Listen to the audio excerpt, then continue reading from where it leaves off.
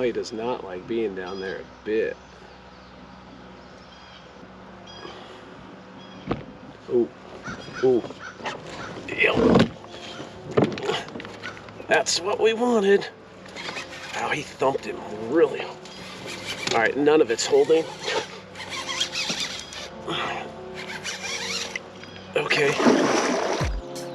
River rats, it's cloudy, very humid. Got storms coming, and I forgot my rain gear, which pretty much guarantees I'm gonna get soaked. But I got a little bit of time.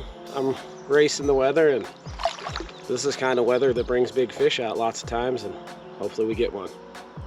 So let's go. If you've been thinking that I've been in the kayak quite a bit lately, well, you'd be correct, and it's kind of part of my plan with getting the boat that I got. The boat that I got's a big water boat, not a little water boat. And considering I don't have the jet anymore, and the lower unit on that boat is pretty darn expensive, and even though I have insurance, I don't want to have to mess with it. My plan was to spend substantially more time in the kayak, fishing the little waters, because I don't have a boat that'll get me around. Plus, I mean, kayak's cheaper, it's simpler, fewer things to break, fewer things to worry about. I mean, there's disadvantages too, but I really enjoy the cheaper, simpler, more relaxing aspect of kayaking. Granted, it's more work, but not that much more work. And I never really minded work, so that doesn't really factor in all that much. I've had this kayak for a couple of years. I haven't really talked about it much, but I've used it. I mean, I've used it a lot not on video, and quite a bit on video. And this is my favorite kayak I've ever owned for this style of fishing, the creeks, rivers, that type of stuff. And like I said, I'm gonna try to sneak out a few fish here real quick, but oh, here comes the sprinkles. Once we're done, I'll talk about my kayak and show you how I got it rigged up. Maybe give you some ideas for what you might be looking for. This is an expensive kayak. You don't need an expensive kayak to go kayak fishing. You just need a kayak that floats. And there's lots of those out there. Everything else is just personal preference. But the rigging stuff, that can make the big difference. Boat control's a big part, no matter whether you're in a kayak or a boat, on whether or not you catch any fish.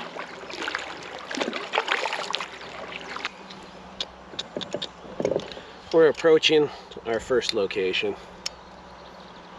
I think we're only gonna have time for 2 locations, maybe a few boat repositions. I don't know, like I said, hopefully we sneak out a quick one. That's the hope.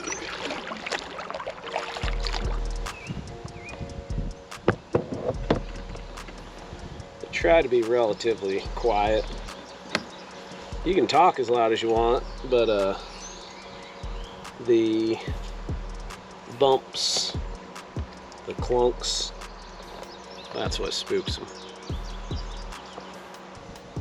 I'm gonna throw a bluegill and bullhead,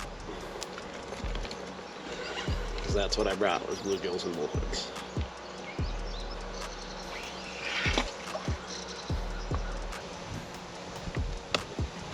Oh, did he just get hit? Maybe.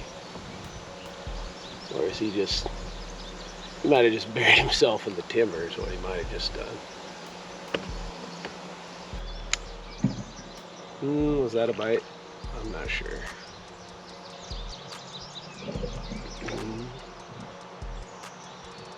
He's just so active. And flathead bites are so subtle.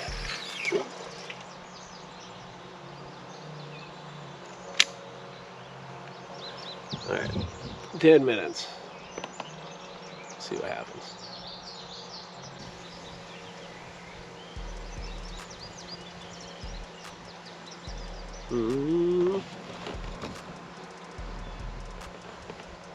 He might have got nibbled on. Oh yeah, still getting nibbled on. What would nibble on a bullhead? You know, like a ferocious channel cat. I don't know if ferocious is a word. I feel like I mixed vicious and ferocious together. I'm gonna try to get him in and toss him closer. Oh shoot, he's snagged. Okay, I'll let him sit 2 minutes and then we'll go a little closer. Actually, my patience is up. You gotta have a little patience for daytime flathead fishing, but you don't want too much. Okay, got him back. That's a small victory. Okay, can I get him back? Okay, he came out. No bait. I got everything back except my bait, which fish might have taken that anyway. Okay, checking the weather.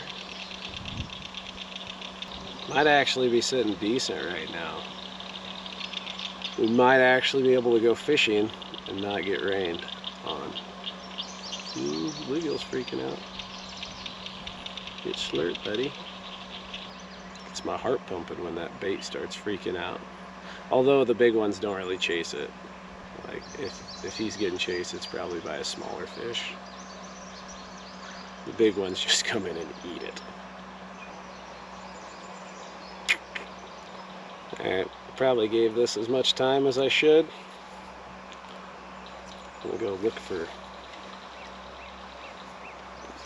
brushier pastures.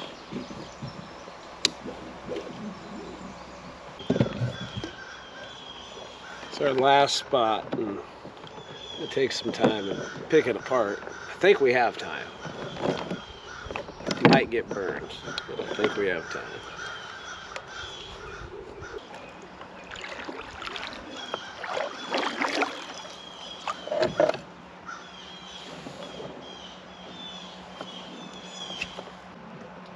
I don't think that's going to hold us if the fish I want to catch bites.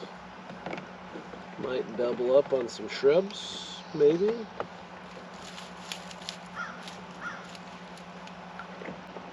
It's not super secure either, but add them together and it might work.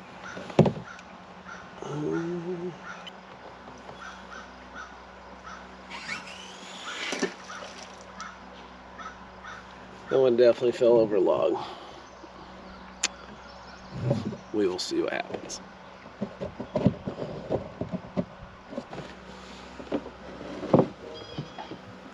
Oh, he does not like being down there a bit. Ooh, ooh, yep. That's what we wanted. Oh, he thumped him really. All right, none of it's holding. Okay. Yep. Paddle. Yep. Oh. Big and ugly. Oh, he thumped the crap out of him. Okay.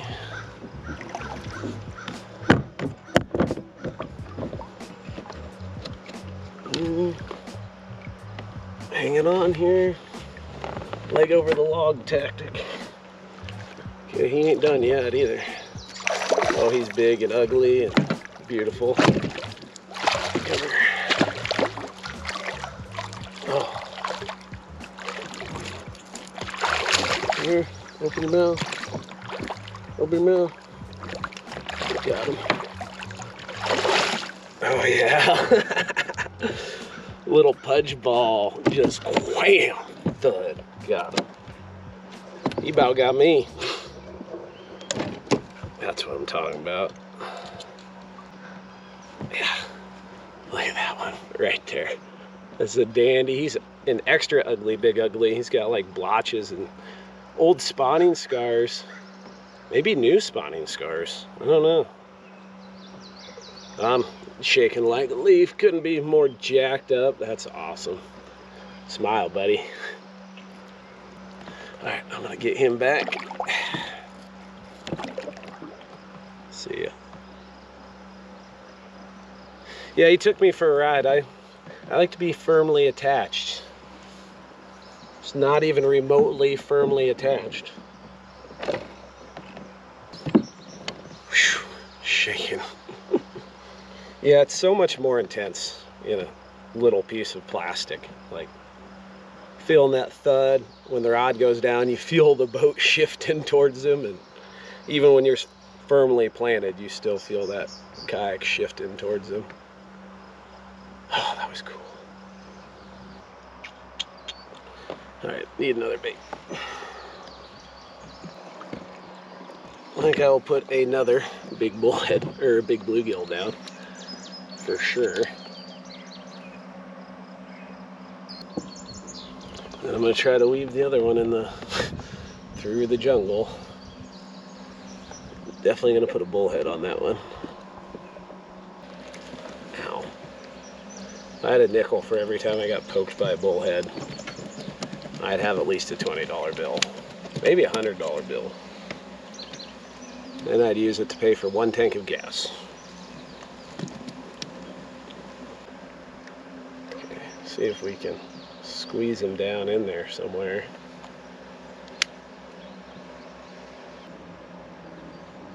Tell you what, if I get bit where the rod I'm holding on to gets bit, it'll be a miracle getting him out of there. If he's any size to him at all.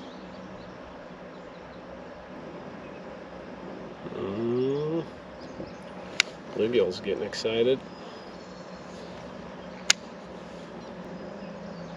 So's the bullhead.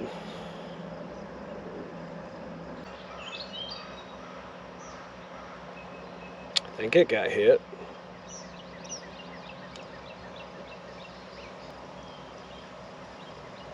Yep, he's in some junk. Okay, he's currently moving. He's going. It's tough to get him out of that stuff. So you hook them best when you let them turn around, but they eat it and then you just sit there. Oh well. Felt pretty nice. How nice, we will never know. Even though we didn't get that fish, and I really wish we did, it's sweet that we got bit twice in the same spot, because I don't have them very often. Even on really, really good looking ones. I'm definitely cutting it close on the storm. I can hear the thunder rumbling, and the clouds look kind of angry. Definitely look like they're very saturated clouds.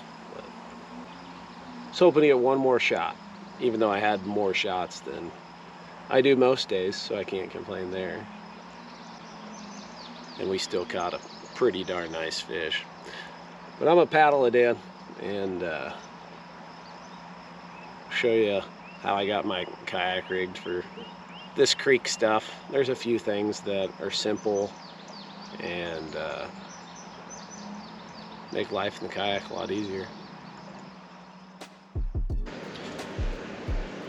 Well, I managed to make it home without getting rained on, but somewhere between there and here I did lose my sleeves.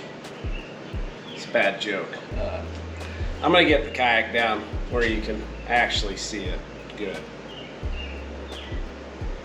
Probably make some more bad jokes.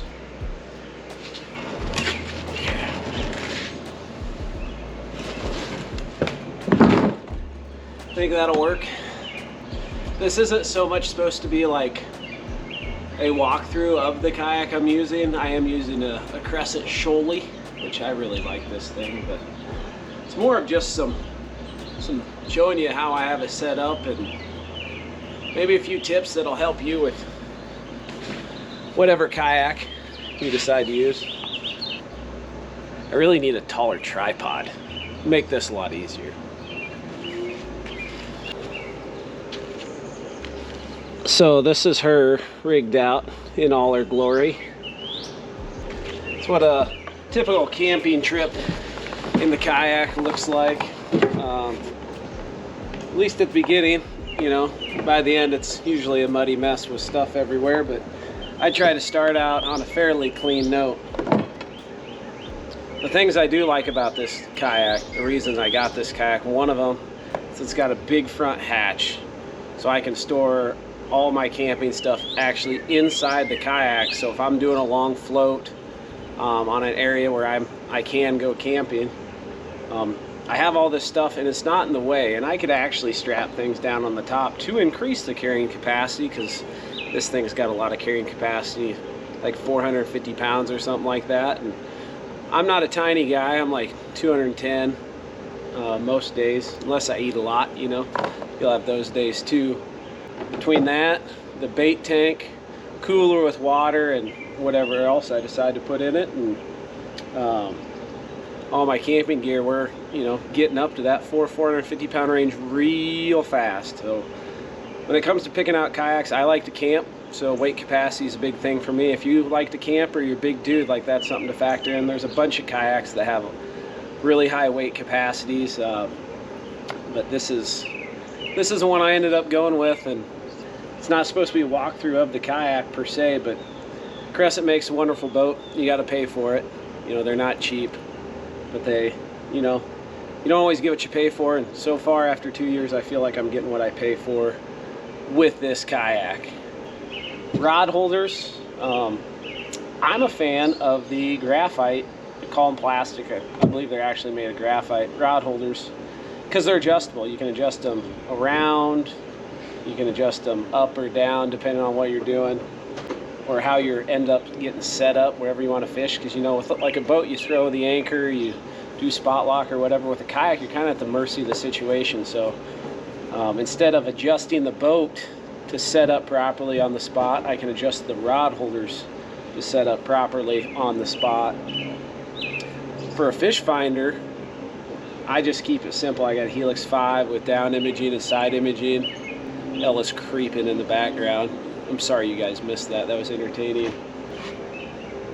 My fish finder battery, it's lithium, amped outdoors, 20 volt or 20 amp. And I absolutely love that thing. Lithium's the way to go. Amped makes a great battery that's dependable. You know, and it's dependable regardless of whether it's hot or cold. That's the big thing. And I went with a 20 amp because I use it for like charging my GoPro batteries and phone and stuff on my camping trip, and it's got plenty of juice to run that fish finder plus do all those other things. But yeah, simple. I mean, you can go with side imaging. The old school ones with side imaging, you'd have this wavy image. It didn't look very good, where the newer ones are quite a bit better. But either way, like, most of the time in creeks you don't even need one. Like, you can look at a spot and know, well, that's deep, if you're any good at reading the river anyway. Other things that I think are essential for a kayak on any creek duty at all is a bank anchor. Oh, that one's stuck.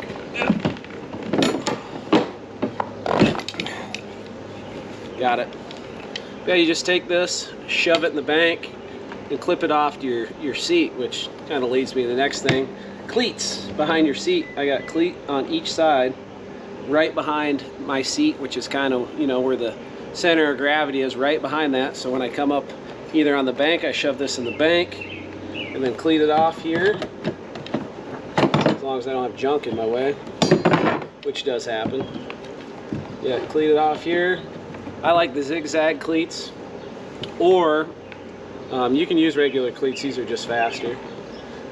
Or if I see a log that I want to clip off to, there's two different ways you can do it. There's the $25 way and the $2 way. The $25 sat on the alarm on my key.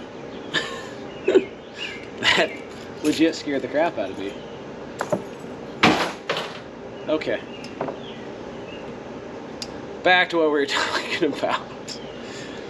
The cheap way or the expensive way, which still isn't too bad. These brush grippers, I don't remember who makes them. I'm going to try to link everything in the description, so if there's anything you want to get, it'll be in the description. But these brush grippers, they open real wide. They don't work very good for boats, I found, because you clip on the boat and the boat sways they twist, and they'll actually shear off, or shear like this metal shear in half. But for a kayak that's not that heavy, they work wonderfully. So you take that, clip it on the log, run it through zigzag cleat, golden. The cheap way is you just take a piece of smaller diameter rope and a carabiner clip and just loop it around the log, clip it to itself, cinch it down, and then run it through the zigzag cleat. It's a little bit slower than the brush grippers. If you want the best of both worlds, you get the brush grippers and put the carabiner on the other end. That's what I do. The seat is comfy. The other cool thing about the seat, and this is a requirement for me and my kayaks, is it's removable. So this one, it's got a little buckle down where it meets the kayak, and if it's a cam strap, so you just push the button and slide the strap out of it. That's what secures it in the kayak, and then you can pop the seat right out, and that's your camp chair. The other nice thing about these is the elevated seat gives you storage underneath. I keep my fish grips, I keep my sinkers, and I keep my tackle box underneath the seat, out of the way. That way it's not cluttering up the kayak any more than everything else I have in the kayak. To me, this open space out in front of me is like, I hate clutter, you know, to a point where it's not even logical at times. And as cluttered as things look sometimes, just know it's bothering me. But anyway, so this open space in front of me is important to me. I really, really like that. And so I want to keep as many things out of there as possible, so I have room for hopefully an 80-pound flathead someday. I also put a storage bag on the back, and I keep stuff like sunscreen on the outside pockets where it's easy to get. I got a stringer, you know, things that I might need quick. Inside, I have my leader line, my floats, and fillet knife.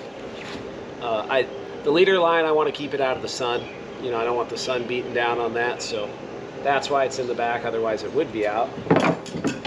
For my bait tank, this Whisker Seeker bait tank's awesome, and it conveniently fits, not quite like it was made for this kayak, but pretty darn close. Very close enough where it's very functional. And this is awesome for keeping pretty much anything alive other than shad. You know, bait that requires a filter, not so good. But bluegill, sunfish, creek chubs, suckers, bullheads, you know, pretty much everything other than a shad works awesome. And then got this little this little cooler last week. Used it once, like it quite a bit so far, and it also fits right behind this. For the most part, my setup's been the same with every kayak I've owned for the past 5 years.